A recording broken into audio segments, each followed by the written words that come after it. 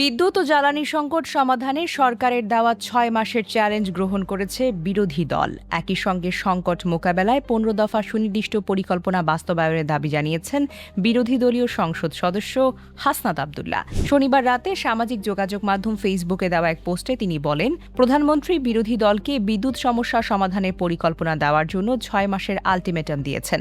তারা সেই চ্যালেঞ্জ গ্রহণ করেছেন এবং এরই মধ্যে সমাধানের পরিকল্পনার প্রস্তাব করাও হয়েছে। এর আগে বনানীর টি&টি কলোনি মাঠে সাবেক প্রধানমন্ত্রী বেগম জিয়ার ৮২তম জন্মবার্ষিকী উপলক্ষে দরিদ্র অসহায়দের মধ্যে আর্থিক সহায়তা প্রদান অনুষ্ঠানে প্রধানমন্ত্রী তারেক রহমান জ্বালানির সংকট নিয়ে বিরোধী রাজনৈতিক দলগুলোর পরিকল্পনা চেয়েছিলেন। তিনি বলেন, কোনো রাজনৈতিক দলের পরিকল্পনা যদি ৬ মাসের মধ্যে জ্বালানি সমস্যার সমাধান করতে পারে, তাহলে সরকার সেই পরিকল্পনা বাস্তবায়ন করবে।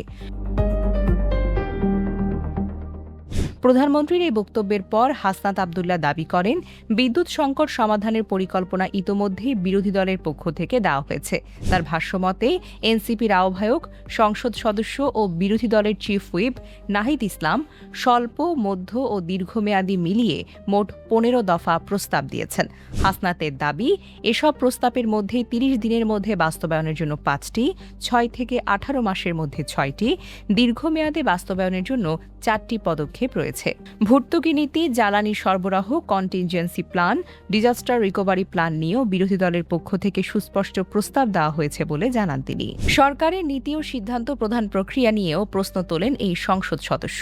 তার অভিযোগ, মন্ত্রী, প্রতিমন্ত্রী, উপদেষ্টা ও বিশেষ সহকারী মিলিয়ে বড় একটি টিম থাকার পরেও নাগরিক সমাজ ও বিরোধী দলের প্রস্তাবগুলো সরকারের নীতি নির্ধারকদের কাছে যথাযথভাবে পৌঁছায়নি।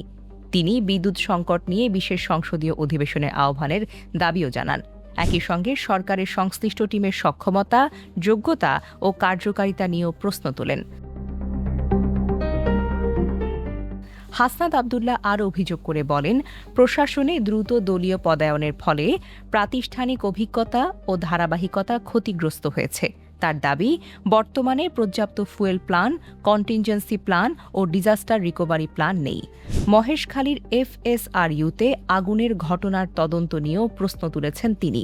রক্ষণাবেক্ষণের ত্রুটি ছিল কিনা সে বিষয়ে স্বাধীন তদন্ত প্রতিবেদন এখনও প্রকাশ করা হয়নি বলে বিষয়টি উল্লেখ করে তিনি জানতে চান, এবং ঘটনাটি নাশকতা নাকি অবহেলার ফল। এদিকে বিদ্যুৎ ও জ্বালানি সংকট নিয়ে সরকার ও বিরোধী দলের পাল্টাপাল্টি অবস্থানে রাজনৈতিক অঙ্গনে নতুন করে আলোচনা শুরু হয়েছে। এখন দেখার বিষয়, বিরোধী দলের প্রস্তাবিত পরিকল্পনা নিয়ে সরকার কী অবস্থান নেয় এবং ৬ মাসের চ্যালেঞ্জ বাস্তবায়নে কী পদক্ষেপ গ্রহণ করে। Desk report, recap news.